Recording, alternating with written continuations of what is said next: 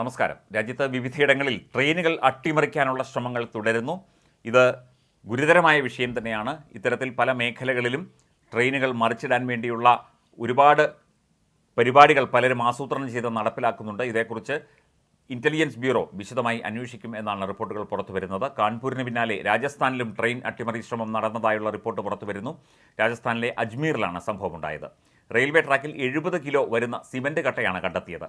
ട്രാക്കിൽ സിമൻറ്റ് കട്ട കണ്ടതിന് പിന്നാലെ ലോക്കോ പൈലറ്റ് ട്രെയിൻ നിർത്തുകയും സിമൻറ്റ് കട്ട നീക്കം ചെയ്യുകയും ചെയ്തു. ലോക്കോ പൈലറ്റിൻ്റെ സമയോചിതമായ ഇടപെടലാണ് വൻ ദുരന്തം ഒഴിവാക്കിയത്. ഗതാഗതം പുനഃസ്ഥാപിച്ചതായി പോലീസും RPFും അറിയിച്ചു. ഇന്നലെ കാൺപൂരിൽ ട്രാക്കിൽ ഗ്യാസ് സിലിണ്ടർ വെച്ച് അട്ടിമറി നടത്താൻ ശ്രമിച്ചിരുന്നു. ഇതിനെതിരെ റെയിൽവേ മന്ത്രി അശ്വിനി വൈഷ്ണവ് അന്വേഷണം പ്രഖ്യാപിച്ചിട്ടുണ്ട്.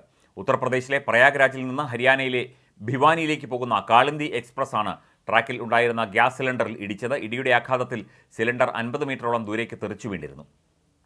കാൺപൂർ കാസ്ഗഞ്ച് റൂട്ടിൽ ബർരാജ്പൂരിനും ബിൽഹൌസിനും ഇടയിലുള്ള മുണ്ടേരി ഗ്രാമത്തിലൂടെ പോകുന്ന റെയിൽവേ ട്രാക്കിലാണ് ഗ്യാസ് സിലിണ്ടർ ഉണ്ടായിരുന്നത്.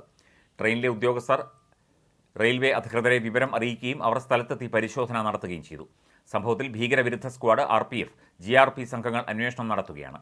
ആരാണ് ഗ്യാസ് സിലിണ്ടർ ട്രാക്കിൽ വെച്ചത് എന്ന് വ്യക്തമല്ല. സിലിണ്ടറിൻ്റെ സമീപത്ത് നിന്ന് പെട്രോൾ നിറച്ച കുപ്പിയും തീപ്പെട്ടിയും കണ്ടെത്തിയിട്ടുണ്ട്.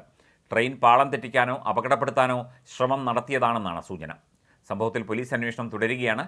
ഡൽഹിയിൽ നിന്ന് ദേശീയ അന്വേഷണ ഏജൻസിയുടെ സംഘവും കാൺപൂരിൽ എത്തിയിട്ടുണ്ട്.